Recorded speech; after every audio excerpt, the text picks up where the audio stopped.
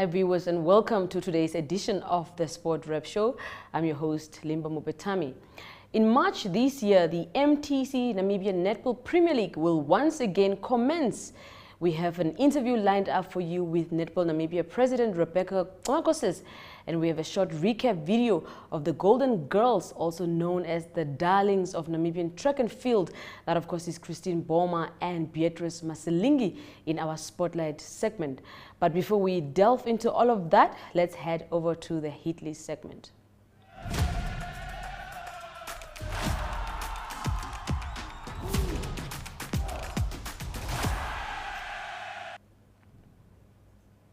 The Debmarine Namibia Premiership kicked off in November last year, much to the appreciation of football fans. However, certain members of the league are not satisfied with the way affairs are run and have requested that things change with immediate effect. A member who preferred to remain rather not in private, that is, shared agenda points with the league leaders, starting off with the disappointing monthly grant which they receive, which is not enough to support the cost of playing the league. As it stands, young Brazilians receive the highest amount in grants at the moment. This story is in today's Namibian Sun newspaper, so please do grab a copy. Moving on, former Tigers goal-scoring ace Dookie Smith has started a youth football academy in Namibia in partnership with South African Premiership Soccer League club SuperSport United. For parents eager to enroll their kids, contact Schmidt at 081-611-0898 or email him at dsfacademy@outlook.com. Well, with that, up next is the Golden Oldies segment of today's show right after the break.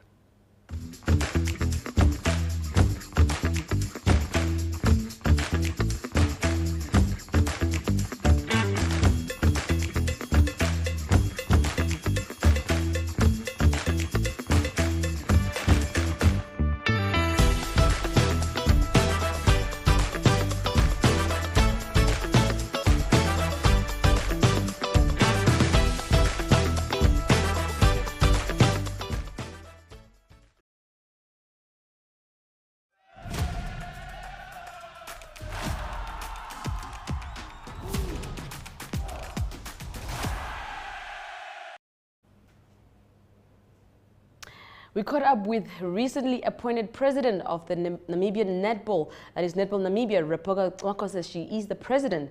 Goagoses is a former netball player, having played for Black Africa back in the day. She briefly shares her netball journey. Have a listen to this. Please introduce yourself to the viewers. All right, good morning. My name is Rebecca Goagoses. I'm the president of Netball Namibia, and also at the same time serving as the Vice President Africa, responsible for development. Okay, so you have been in the netball circles for quite a while, being a former player yourself. Can you please tell us which club did you play for and how did you get into netball? I think the interest came about when I was studying, following my mother. Netball, I'm born and bred in Walvis Bay. So my mother was playing for this team called Explorer 11. It was actually a home team because all my uncles were playing football for that team, and then my mother netball. So I was literally following her, and then she was a shooter, and the interest just started there. And when I realized or I reached that age of knowledge, I started playing netball from school level. I should say from grade 1 up to, starting from grade 1. People always say grade 1 is too small, too little, but I think that's the grassroots level we need to target, because that's where the child is at his peak of understanding and differentiating between what is right and wrong. So I actually started playing netball from a very, very young age. Okay, from the days of having played netball, would you say that the development, the approach of players now has changed towards the code? It has changed tremendously, because in our time we were playing for pride and also just to wear that national color with you. There were no incentives, there were not much dynamics which have changed. We had the same type of playing. Even the coaches all over will have the same approach towards technicalities, but nowadays things have changed. You need to think netball, you need to be able to be committed as much as you're supposed to be. You need to be fit, and your mindset must be focused on that thing. Netball has changed, dynamics have changed. It is no more the way it was. And I also think in terms of development, it has arrived in the global market and also in Namibia as well. As you might have noticed, a few years we had brought Africa Championships to Namibia. We had consecutive Pen Series. We had Spa Proteas, one of the best in Africa. We had Malawi. So things have changed for netball for the good, I should say. Okay, so there are so many different codes, not only in Namibia, but all over the world now. I mean, you find football, you find tennis. Is there attraction towards netball? I mean, is there attraction to say that women are actually still looking out to enter the code? Yes, there is an attraction because before there was a little bit of interest in the game itself, but then as the body responsible for promoting and marketing netball, I think we did a little bit of a good job in terms of trying to penetrate the market, because nowadays you have academies and you have kids asking that they want to play netball, and the fact that we brought the game to Namibia also has spurred that interest in the girl child wanting to play netball. We get a lot of requests. If you go to our Facebook page, the messages are just, my child wants to play netball. At this school, we don't have netball. Can you introduce netball there and there? So I think the interest is growing. And we believe that netball is our number one women's sport in the country. We just need to work a bit harder. Okay, now as a legend of the game, is there maybe some words of advice before we move on now to your role as the president? A word of advice to upcoming netball players and senior players, you know, advice in terms of how to take care of their bodies, in terms of, you know, just the prospects that they can look out for. No, you see, as an athlete, there are certain pros and cons you need to follow if you want to be successful in any sports codes. And in particular, netball is also the same. Stay away from alcohol because it will destroy your body. It takes longer for the alcohol to get out of your body. Focus and do your own exercises on your own, because coaches doesn't have time to make you fit. You need to get fit yourself. Watch netball games on TV. You know, there are a lot of YouTube channels you can follow and watch those people who have been there. They know what they did. Focus on what matters, and also know that netball can also be a career. We have a lot of players who are playing abroad who are earning a salary from netball, so there is hope for netball. So the only thing I would say is to the junior ones, focus on what matters, own your position, listen to your coaches, you will only succeed. And the seniors, be exemplary to the juniors, because they are looking forward to be in your shoes. So on and off the court, you just need to behave.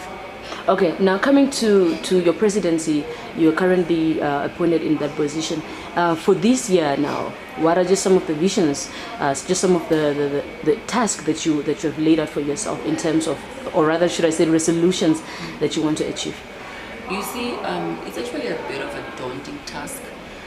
When we are outside, we are what you call desire to be there. One day I want to become the president, one day I want to become the what. But maybe what might count in my favor is that I have been part of the board. Before I was the PRO, and then I became the vice president marketing, and now I'm the president. I'm literally assured what we need.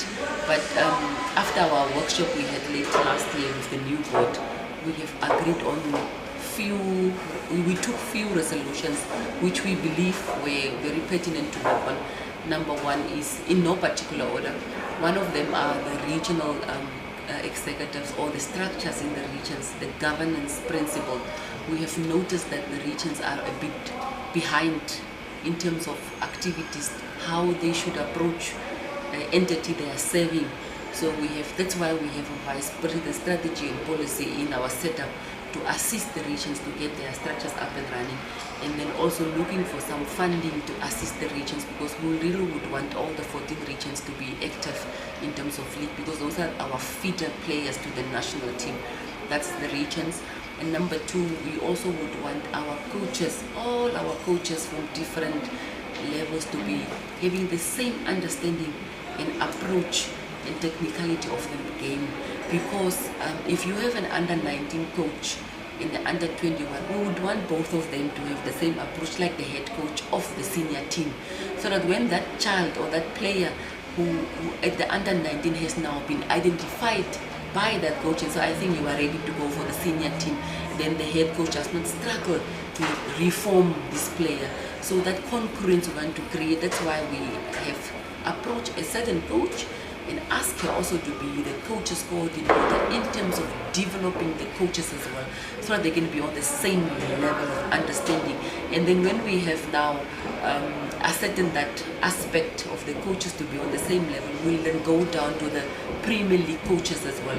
So we regard the Premier League coaches, the 12 teams of the Premier League coaches, as the development coaches. So those coaches will now then train or guide them so that we can have the same style of play, for example, because you must have uniqueness in your play as a country. We cannot today play like South Africa, tomorrow like Malawi. You must have uniqueness. So that is also one of our resolutions we took to develop the coaches. And then besides that, we really want all our national teams which fall under us, the under 19s, the 21s and the senior teams, to be active in terms of participation in international games. Of course, that can only happen with financial assistance and funding and sponsorship here and there. We are not sleeping, we are really knocking on really companies so that we can get that support, and then ideally would want a junior team and the senior team traveling together for an event so that we can have that bridge the gap is narrowed. When a senior player, for example, a shooter like Anna Kasper, for example, maybe is now emerging and getting out of the system, then we have a junior player which is ready to take over her position. That's one of the few resolutions we took. And also we would like to have a successful MTC Premiership League to be starting on time and ending on time, because we owe it to our sponsors. Okay, now speaking about sponsorship, your code is one of the lucky codes in the country that is being sponsored, if I must say. And obviously it takes a while and a lot of branding and the exposure and so forth. I mean, companies, corporates see the amount of effort you put in. Now, for other codes that are not fortunate enough to have this type of sponsorship, is there maybe some advice as to how they can approach these type of things? You see, we didn't reach the required or expected milestone we would have wanted to, because in terms of sponsorship, also making note that we are grateful for Debmarin and in MTC, we still need a lot, because as before this, unofficially we're talking about volunteerism. We have coaches in our midst we are not remunerating, who are really going out of their way to do what they're supposed to do. You see, so we need to do a lot. It's not easy, but for the other sports codes, don't relent, keep on pushing, keep on knocking on, and try to make your sports visible as far as possible. Because, for example, if I have to take an example with MTC today did not decide that today, tomorrow we are giving to Netball Namibia. No, it started way 2012 when I was not even part of any structures in Netball Namibia. I was just a mere player. But the idea came of this Premier League. We presented to them then as a non-executive member. That time, those board members accompanied me to MTC. But then they said no, but we did not stop. We kept on pushing, because one day they probably realized, no, let's give netball a chance. So other sports coaches should not stop and believing in their values and believing in their vision and mission and push for it. All right, thank you so much, Ms. Rebecca, and have a productive year. Thank you so much.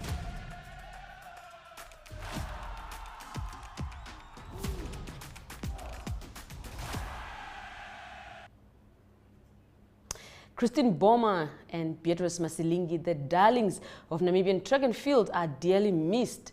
These two ladies literally have the adoration of Namibians, as they have been doing exceptionally well on the track. We all know how Mboma ran to win silverware for Namibia at the Tokyo Olympics, with Masilingi earning 6th spot in that final race. Here's a short video of the two just having fun, talking about their favorite food and music. Check it out. Hi, my name is Christine Mboma. I would say that the people, I like their vibe. Sina by Adam Kula. Song that trending on TikTok. Happiness. If a broke number business. Sina, oh, Sina. Jello fry. Yellow fries and fufu with egg. The two are expected to be back on the track once again this year. Now, lastly, while we are still on the Spotlight segment, yesterday I shared a video interview of the martial arts team headed to Serbia. The team will also comprise of 2022 African champion Via Hinda. This guy is extremely good, and the hope is that he returns with a medal. See this video of the fighter training as well as a recap interview. Please introduce yourself to the viewers. Hi, I'm Via Hinda, mixed martial arts fighter coming out of Namibia, Namibia, and I'm training out of Sosa Studio.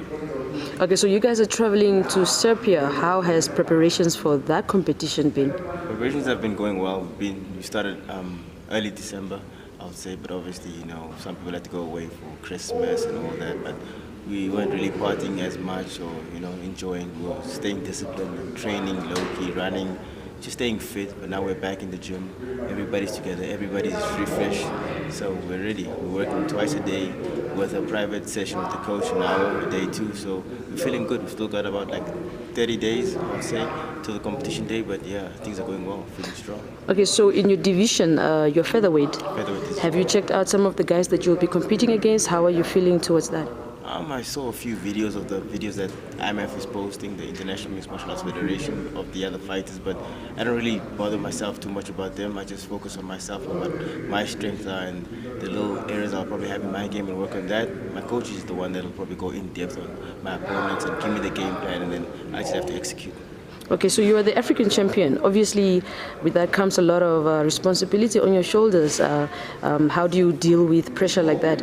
The pressure just makes me work harder because I see people are watching me, people expect stuff from me, so it gives me that extra motivation to not just be lazy. I want to take a day off, but for me, there are no days off because I don't know what my opponents could be. They could be working harder when I'm trying to rest, so I just want to keep working. So, okay, so I heard from your coach that you're also studying to become a lawyer. How are studies going? I mean, obviously with martial arts, it takes a lot of your time, but how do you juggle that and schoolwork? I finished my studies last year. Yeah, I've got my LLB degrees from LLB honors, but I'm not practicing yet because practicing law and it's going to take up all my time. I won't be able to compete or even train as much as I do.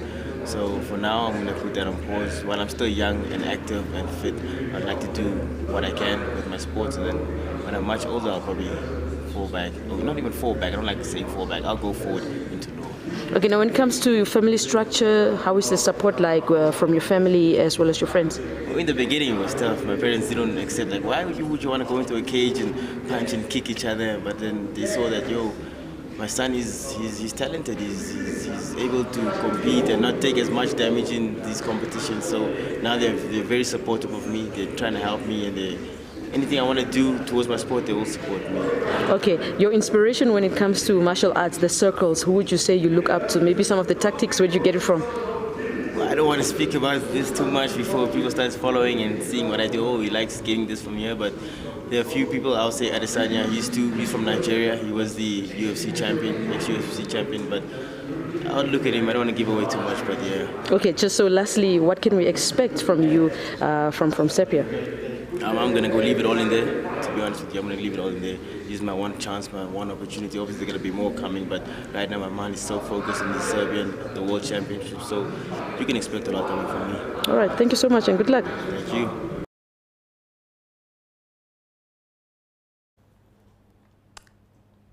Up next is international sport news, but before that, a quick ad break. Don't go away.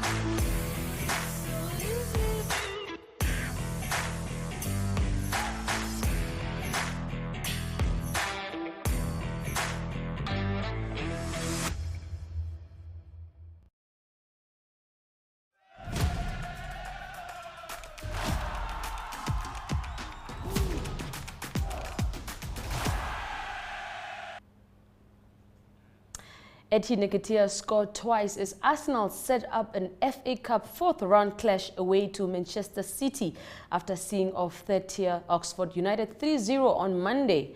Mohamed El Nini's header opened the floodgates at the Qassam Stadium after the Premier League leaders failed to make the breakthrough for over an hour. Nketiah then sealed to win by taking his tally to 4 goals in as many games since the World Cup break.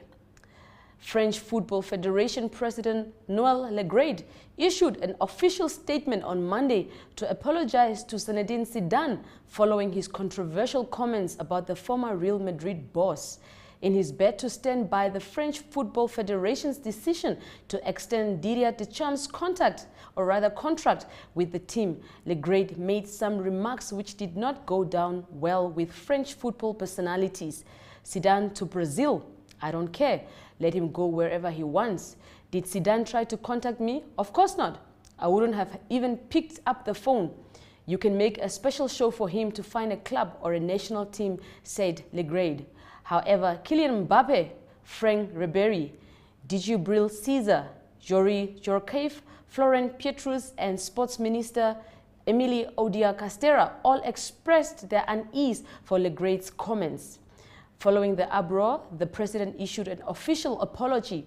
"These awkward comments have created a misunderstanding," he noted.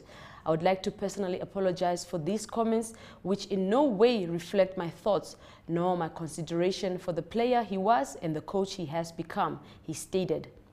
Moving on, Mamelodi Sundowns is scheduled to play Chippa United today at 7:30 in the DStv Premiership match at the Loftus Versfeld Stadium in South Africa.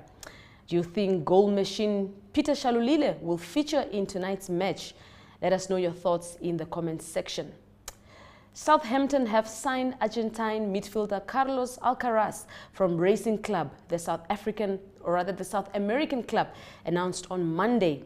Alcaraz, who made his debut in 2020, has scored 12 goals with 6 assists in 83 games for Top Flight Racing Club.